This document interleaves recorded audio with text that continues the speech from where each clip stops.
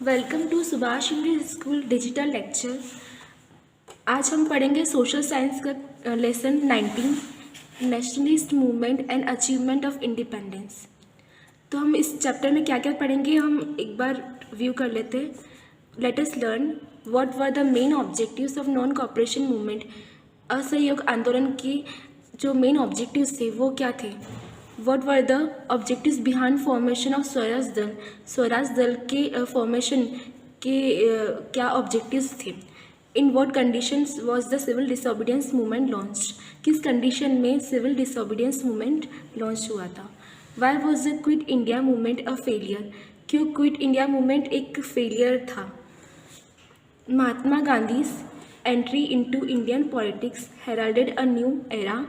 After 1919, Gandhiji gave a new shape and direction to Indian politics and nationalist movement.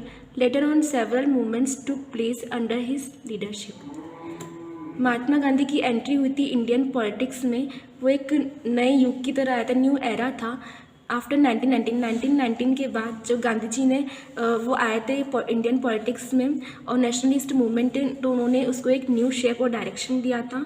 Letter on several movements took place under his leadership. उनकी leadership में बाद में बहुत सारे movements हुए। Rowlatt act to suppress the impact of revolutionaries and nationalist feelings in India, British government constituted a committee under Justice Sir Sidney Rowlatt. The committee tabled its report in 1918. Under the suggestions of the committee, two bills were passed in Central Legislative in 1919. These bills were known as Rowlatt Act. Despite opposition from Indians, the bill was implemented on March 8, 1919. The Rowlatt Act was passed for quick hearing of cases of revolutionaries by British government and to deny the appeal rights to them. Under the Act, the government was given the right to arrest anyone without any trial on the pretext of treason.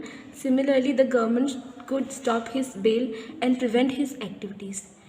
The act empowered government to search and arrest revolutionaries without any warrant, and appeal could not be made against it.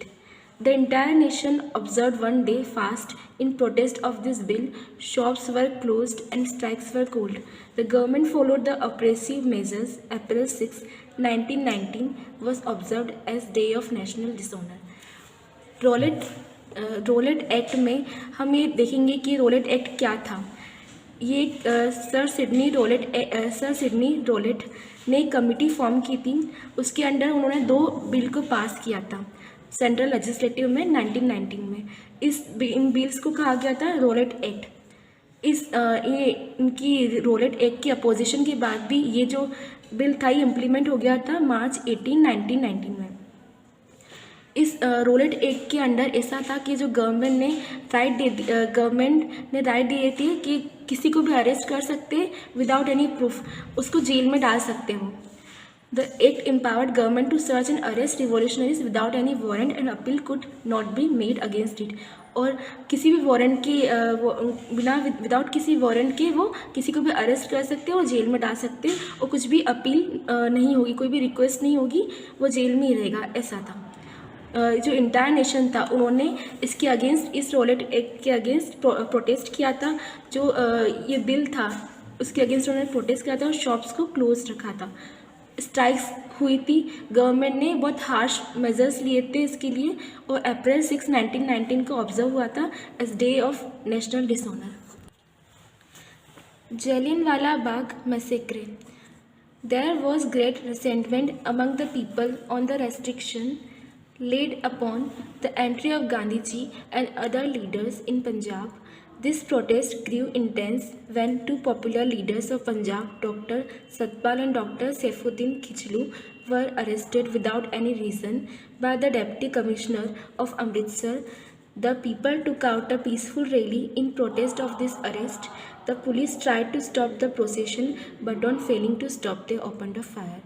यहाँ पर जब पंजाब में जब गांधी जी की entry हो रही थी तो उन्होंने उनको रेस्ट्रिक्ट कर दिया था और उनके साथ साथ बहुत सारे जो लीडर्स थे उनको भी रेस्ट्रिक्शन लगाया था कि वो पंजाब में नहीं आएंगे। इसकी वजह से वो प्रोटेस्ट हुआ वहाँ पर पंजाब में, और जो दो लीडर्स थे डॉक्टर सतपाल और डॉक्टर सैफुद्दीन खिचलू, उनको अरेस्ट कर दिया गया था without any reason deputy commissioner के द्वारा अमृतसर में।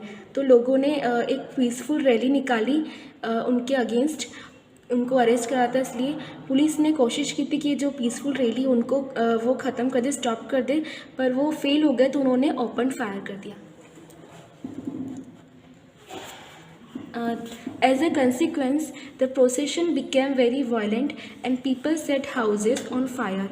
Panicked by Amritsar incident, the government handed over the charge of city to General O'Dwyer on April 10, 1919. On the day of Baisakhi on April 13, 1919, a general meeting was called at 4:30 p.m. in Jallianwala Bagh, which attracted over 10,000 people. इसका consequence, इसका result ये हुआ, जब वो procession चल रहा था तो लोग बहुत वायलेंट हो गए थे। लोगों ने ये जो हाउसेस थे उनको उनमें आग लगा दी थी, और फिर अमृतसर इंसिडेंट से पैनिक होके जो गवर्नमेंट ने उसका जो चार्ज था वो जनरल ओडायर को दे दिया अप्रैल 10, 1919 में। उस दिन बैसाखी के दिन अप्रैल 13, 1919 में एक जनरल मीटिंग बुलाई गई 4:30 PM पे जालियनवाला बाग पे, जिसने 10,000 पीपल को अट्रैक्ट करा। General Dyer reached the park with 400 armed troops and without prior warning to the crowd ordered his troops to open fire, which lasted till the ammunition ran out. This resulted in 1,000 deaths and left a large number of people fatally injured. General Dyer park में पहुँचे उनके 400 arm troops के साथ and without prior warning, और उन्होंने crowd को जो people वहाँ पर गैदर हुए थे उनको कोई भी वार्निंग नहीं दी, बस उन्होंने ट्रूप्स को ऑर्डर दे दिया कि आप ओपनली फायर करो।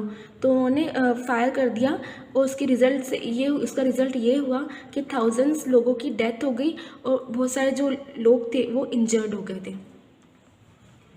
Many commissions were set up to probe into the laxity of Jallianwala Bagh massacre. General Dyer was removed from his post without admonishment. He was seen as the protector of the British Empire in India. He was granted monetary reward and a sword of honor. The period between 1919 to 1992 saw two anti-British movements with Khilafat and non-cooperation movement. बहुत सारी commissions जो थी वो setup हुई थी जालियनवाला बाग मैसेक्रे पे। वह general Dyer को उनकी ये जो इंसिडेंट उन्होंने क्रिएट करा था उसकी वजह से उनको ये पोस्ट से उनको रिमूव कर दिया गया विदाउट एनी वार्निंग के, और फिर वो जो जनरल और डायर थे वो उनको एक ब्रिटिश एम्पायर बना दिया गया इंडिया का, और उनको बहुत ज़्यादा रिवॉर्ड मिले क्योंकि उन्होंने बहुत सारे लोगों पे ओपनली फायर कर दिया था, और and a sword of honour, उनको एक ऑनर मिला था।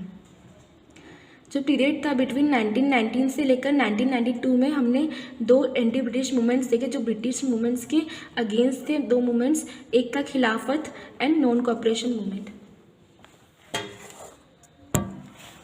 खिलाफत movement. At the end of the first world war the Turkey was defeated by the British forces and suffered injustice by the hands of Britain. Khalifa was dethroned from his post.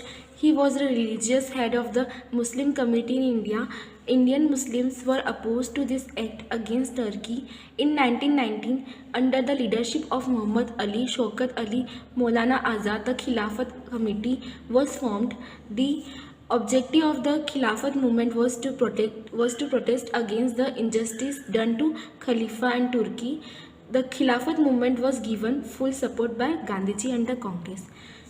खिलाफत movement एक movement था जिसमें Turkey एक country थी उसको हराया गया था ब्रिटिश के द्वारा फर्स्ट वर्ल्ड वॉर के एंड में, और जो ब्रिटिशर्स थे उन्होंने बहुत अन्याय करा था टर्की पर।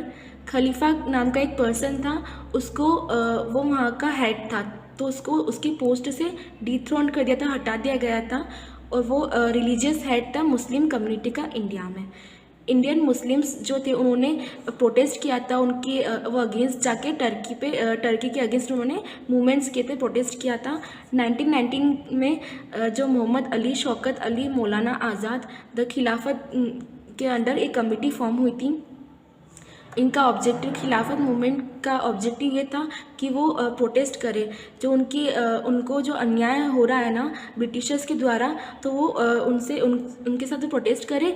जो उन्होंने खलीफा के साथ करा, खलीफा को उन्होंने उसके पोस्ट से डिथ्रोन कर दिया था और टर्की को हराया था और बाद में उन पर बहुत अन्याय करा था, इसलिए उन्होंने प्रोटेस्ट करा था। और जो खिलाफत मूवमेंट था उसको पूरा सपोर्ट मिला था गांधी जी और कांग्रेस के द्वारा। हमने अभी तक रॉलेट एक्ट, जलियांवाला बाग मैसेक्रे, खिलाफत मूवमेंट तक पढ़ा है। अब हम नेक्स्ट पार्ट में इसके आगे पढ़ेंगे, आप इसको रीड करना।